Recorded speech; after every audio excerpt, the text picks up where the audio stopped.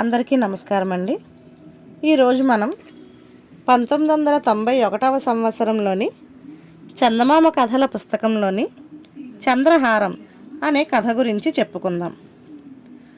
ఒక ఊళ్ళో దమ్మిడీల గోపయ్య అనే పిసినారి ఉండేవాడు. సుఖంగా బ్రతకడానికి తగినంత ఉండి కూడా గోపయ్య పేదవాడిలాగా ప్రతి రూపాయి పోగు చేసేవాడు. ఒకనాడు పొరుగింటి పున్నయ్య తన భార్యకు 500 పెట్టి చంద్రహారం చేయించాడు. పున్నయ్య భార్య ఆ చంద్రహారాన్ని మెల్లో వేసుకొని ఒకసారి ఊరంతా చుట్టి వస్తూ గోపయ్య భార్య సుందరమ్మకు కూడా కనబడి వెళ్ళింది. దానిని చూసి అటువంటి చంద్రహారం తనకు కూడా కొనిపెట్టి తీరాలని సుందరమ్మ పట్టుబట్టింది. ఎందుకే డబ్బు దండగా, కూటికా గుడ్డగా, 500 పెడితే ఎకరం పొలం వస్తుంది, 2 జతల ఎడ్లు వస్తాయి అని గోపయ్య అన్నాడు. పున్నయ్య మనకన్నా ఉన్నవాడు కాదు, మనకు పిల్లా పీచు లేదు గాని వాళ్లకు 4 పిల్లలు కూడాను. పున్నయ్య తన భార్యకు చంద్రహారం చేయించి పెట్టాడు. నాకు మీరు ముక్కపొడకైనా చేయించరు అన్నది సుందరమ్మ. గోపయ్యకు కోపం వచ్చి పున్నయ్యను తిట్టాడు.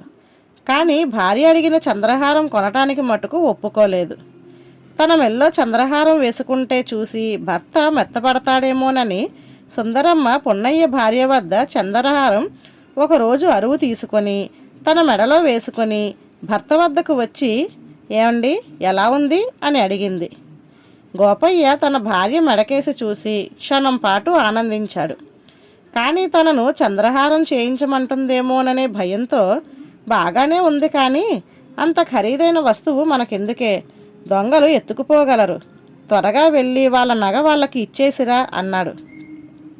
బోలెడంత పని ఉంది, రేపు ఉదయం ఇచ్చేస్తాను అన్నది సుందరమ్మ. ఆ రాత్రి గడిచిపోయింది. తెల్లవారగానే సుందరమ్మ ఆదుర్దాగా తన భర్త దగ్గరకు వచ్చి, ఏమండి మీరు గాని పొరపాటున నిన్న రాత్రివేళ దొడ్డివాకిలి తలుపు తెరిచిపెట్టారా అని అడిగింది. లేదే, దొంగలు రాలేదు కదా, వాళ్ళు చంద్రహారం ఇచ్చేసావా అని గోపయ్య ఆదుర్దా పెట్టాడు. చంద్రహారం బొట్టు పెట్టెలో దాచానులేండి, ఇంట్లో ఏమీ పోయినట్టు లేదు అంటూ సుందరమ్మ బొట్టు పెట్టి తెరిచి చూసింది. అందులో చంద్రహారం లేదు. సుందరమ్మ శోకాలు ప్రారంభించింది.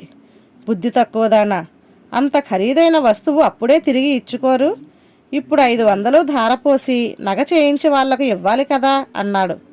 మీరు దొడ్డి తలుపు మూయకుండా పెడతారని నేను కలగన్నానా అన్నది సుందరమ్మ.